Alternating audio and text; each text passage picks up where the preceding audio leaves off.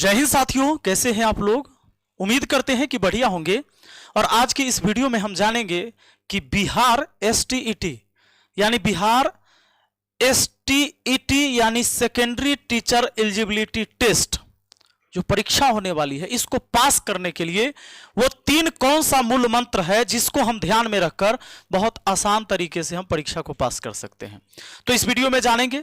और ध्यान रहे, अगर आप शिक्षक बनने का सपना देख रहे हैं, आपको सरकारी शिक्षक बनना है, तो बिना स्टेट पास किए हुए कोई उपाय नहीं है।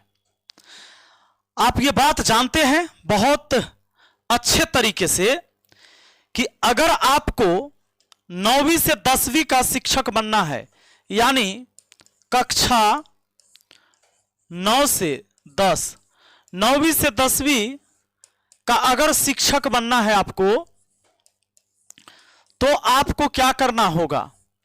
पहली बात कि आपने स्नातक कर रखा है, यह बात आप जानते हैं। स्नातक के साथ आपने बीएड कर रखा है, बीएड हो गया।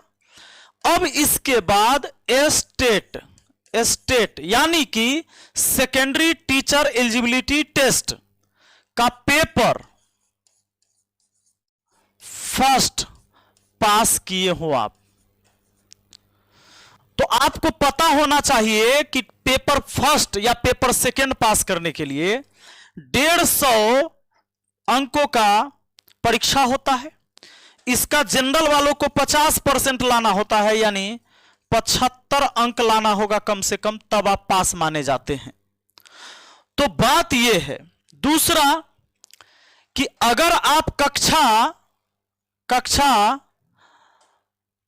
9वीं से 10वीं हो गया, 11वीं और 12वीं कक्षा का शिक्षक बनना चाहते हैं, तो आपके पास योग्यता क्या होनी चाहिए। पहली बात कि स्नातक तो आप पास ही हो, और उसमें भी 50% मार्क्स के साथ, दोनों में। सॉरी, इसमें स्नातक नहीं, इसमें पीजी पोस्ट ग्रेजुएट चलेगा, प्लस में आपने बीएड कर रखा है। अब प्लस में आपको स्टेट का पेपर 2 पास करना होगा। तो अभी स्टेट का पहले परीक्षा होगा, उसके बाद बीपीएससी टीआरई 4 होने वाला है। तो चौथा फेज जो शिक्षक की भर्ती अभी होने वाली है बीपीएससी के द्वारा, यह स्टेट के बाद ही होगा। याद रहे, बीटेट भी आ जाएगा। जिनको 1 to 5, 6 to 8 क्लास के शिक्षक बनना है, उनके लिए भी बीटेट बहुत जल्द आएगा। तो यह बात रही कि पेपर 1 के लिए पात्रता भारत के नागरिक उम्मीदवार आवेदन कर सकते हैं। आयु सीमा 21 से 37 वर्ष के बीच होनी चाहिए। स्नातक यानी ग्रेजुएशन और बीएड की डिग्री होनी चाहिए। संबंधित विषय में स्नातक की डिग्री में कम से कम 50% अंक के साथ होनी चाहिए। अब बीएड की डिग्री अनिवार्य है ना। उसके बाद आता है पेपर 2। स्टेट का पेपर 2 कौन देगा। एसटीईटी स्टेट का पेपर कौन देगा। भारत के नागरिक उम्मीदवार आवेदन कर सकते हैं। आयु सीमा 21 से 37 वर्ष होनी चाहिए। संबंधित विषय में स्नातकोत्तर यानी पोस्ट ग्रेजुएशन डिग्री और बीएड डिग्री होनी चाहिए। यही तो बात है। तो इतना बात आप समझ गए। लास्ट में हम आपको वो 3 मूल मंत्र बताएंगे जिसके वजह से आप बहुत आसान तरीके से परीक्षा को पास करेंगे। आइए, बने रहिएगा। तो ये हो गया मूल चीज अपना। तो एक नजर इसे भी देखने की जरूरत है भैया। आप जानते हैं कि बिहार स्टेट यानी secondary teacher eligibility test, Bihar state सबसे पहले 2011 में हुआ, उसके बाद एक के बार 2020 में, फिर 2023 में, फिर 2024 में। तो अब तक यही 4 बार हुआ है। अब 2025 में होने वाला है। 2011 के बाद 9 साल का गैप था।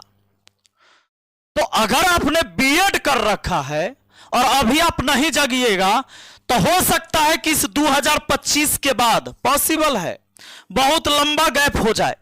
और फिर आप कहीं के नहीं रह गए। तो सावधान हो जाइए। 2024 की बात करें तो फॉर्म भरे गए थे 5,96,931, जबकि अगर 2023 की बात करिएगा तो सिर्फ 3.5 लाख ही स्टूडेंट शामिल हुए थे, मतलब फॉर्म भरे गए। लेकिन इस बार जो है 5,96,931, उसके बाद क्या हुआ, शामिल हुए उसमें 4,23,822 परीक्षा में शामिल हुए, इतने तो फॉर्म भर दिए थे। तो पेपर 1 में जो पास किया था, पेपर 1 में शामिल हुआ था 2,63,911 और पास हुआ था 1,94,697। पेपर 2 में शामिल हुआ, पेपर 2 में शामिल हुआ विद्यार्थी परीक्षा दिया, वो है 1,59,911, तो पास किया 1,03,050 विद्यार्थी पास किया। यह 2024 का भाई समरी हो गया इस मैच का। आइए तो अब आगे बात करते हैं कि जो 9वीं से 10वीं के शिक्षक बनने वाले हैं, कक्षा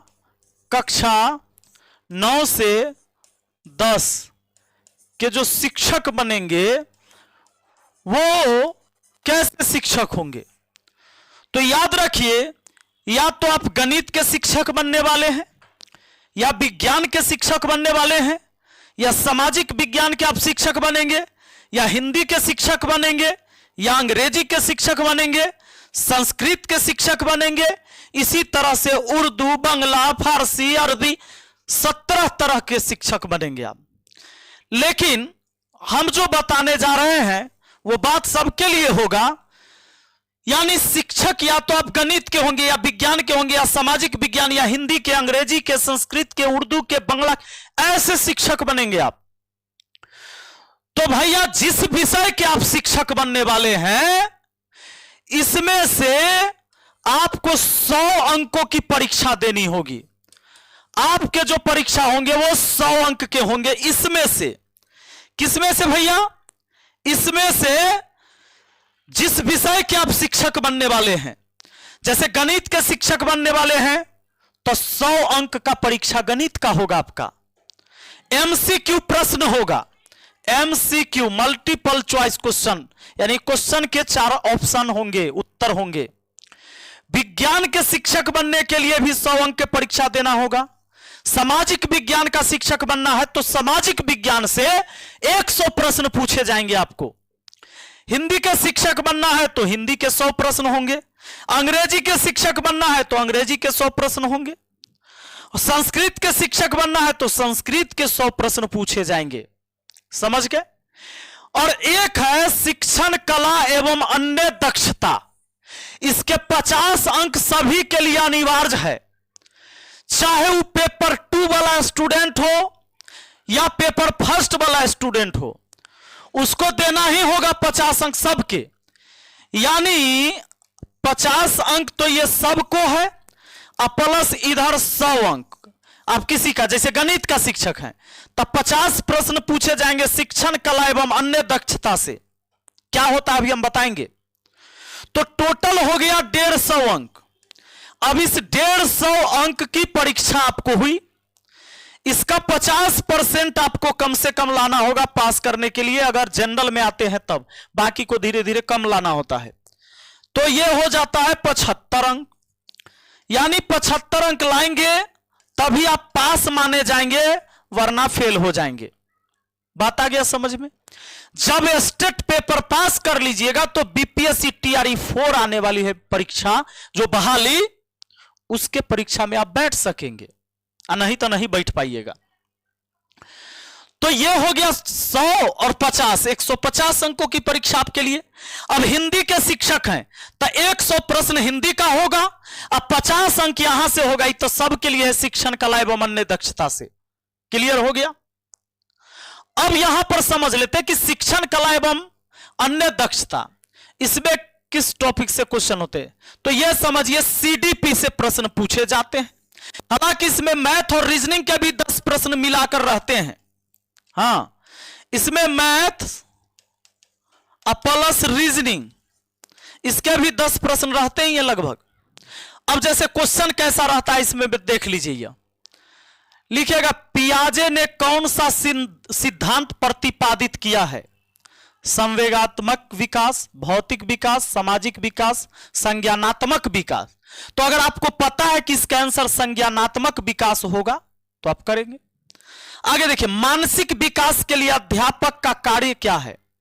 मतलब मानसिक विकास कराने के लिए अध्यापक का कार्य छात्रों को सीखने के पूरे पूरे अवसर प्रदान करें, छात्र छात्राओं के शारीरिक स्वास्थ्य की ओर पूरा पूरा ध्यान दें, व्यक्तिगत भेदों की ओर ध्यान देते हुए उनके लिए समुचित वातावरण की व्यवस्था करें, उपयुक्त सभी, जब आप बीएड किए हैं तो सब चीज पढ़े होंगे, तब बिल्कुल उपयुक्त सभी टीचर को इन सब बात पर ध्यान देना होगा। मानसिक विकास के लिए छात्रों के अंदर मानसिक विकास तब होगा जब छात्रों को सीखने की पूरे पूरे अवसर दिया जाए। अब मान लीजिए कहे कि खाली लड़की सबके अवसर देंगे सीखे ले और लड़का सके नहीं, तो छात्र में तो विकास नहीं होगा सबका। छात्र छात्राओं के शारीरिक स्वास्थ्य की ओर पूरा पूरा ध्यान देना है। जब शारीरिक रूप से वह स्वस्थ नहीं होंगे तो फिर पढ़ाई कहां चला जाएगा? चला जाएगा तेल लेने। व्यक्तिगत भेदों की ओर ध्यान देते हुए उनके लिए समुचित वातावरण की व्यवस्था होनी चाहिए। मतलब यह नहीं हो कि कोई एक दूसरे से हीन भावना की तरह किसी को देख रहा हो, तो इसके एक अच्छे वातावरण बनाने पड़ेंगे, उपयुक्त सभी। विद्यालय का छात्रों पर क्या प्रभाव पड़ता है? यानी विद्यालय का छात्रों पर क्या प्रभाव पड़ता है? विद्यालय होने से क्या होता है? छात्रों के शारीरिक, मानसिक, सामाजिक, सांस्कृतिक तथा चारित्रिक विकास पर प्रभाव पड़ता है। छात्रों के व्यावसायिक विचारों पर प्रभाव पड़ता है। छात्रों के राजनीतिक विचारों पर प्रभाव पड़ता है।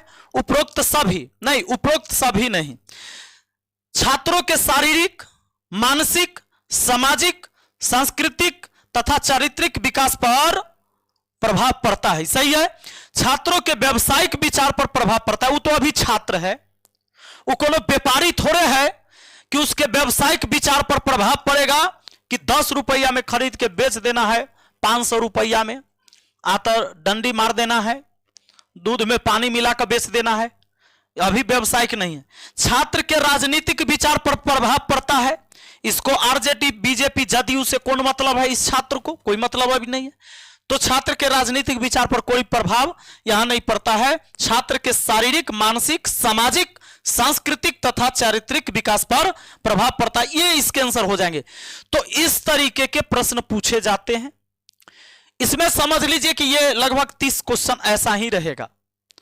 इसके लिए हमारे पास बहुत बेहतरीन शिक्षक हैं हमारी टीम में, जो इसको पढ़ाएंगे आपको, और इस सब आपको मैथ मस्ती ऐप पर मिलेगा। तो अब आपको बता दें कि मैथ मस्ती ऐप ज्वाइन करिएगा। अब उसके बाद हम बताने वाले हैं इसी वीडियो में वो 3 चीज कौन सा है जो आपको फोकस करना चाहिए अगर परीक्षा पास करना चाहते हैं।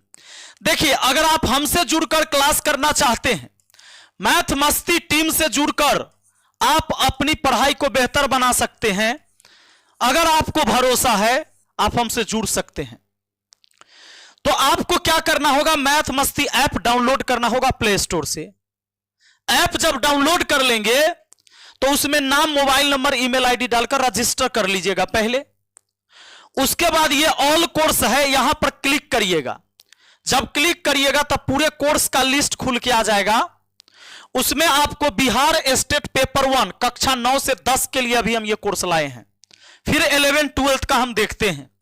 तो कक्षा 9 से 10 वाले, चाहे आप विज्ञान के, हिंदी के, अंग्रेजी के, सामाजिक विज्ञान के, संस्कृत के, किसी के शिक्षक बनना चाहते हैं तो आप इस कोर्स को ज्वाइन कर सकते हैं। यहां पर बाय नाउ पर क्लिक करेंगे तब इस तरह से 2 ऑप्शन आएगा, पे ऑनलाइन और स्कैन क्यूआर कोड।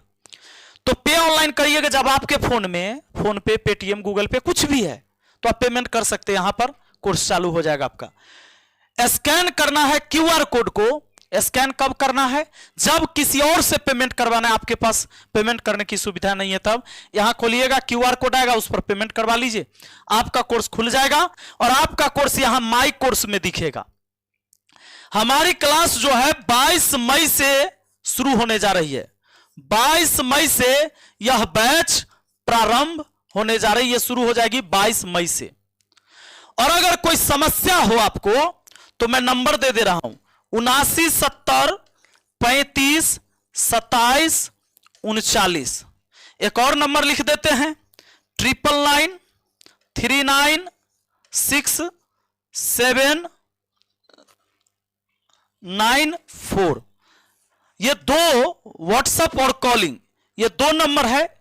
कोई समस्या है तो यहां पर आप संपर्क कर सकते हैं।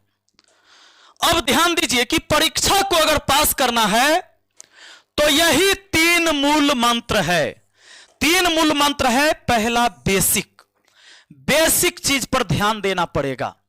जब आप पढ़ाई करते हैं, जब आपको शिक्षक पढ़ाते, तो शिक्षक भी ऐसे होने चाहिए जो बेसिक से आपको पढ़ाएं, सिखाएं।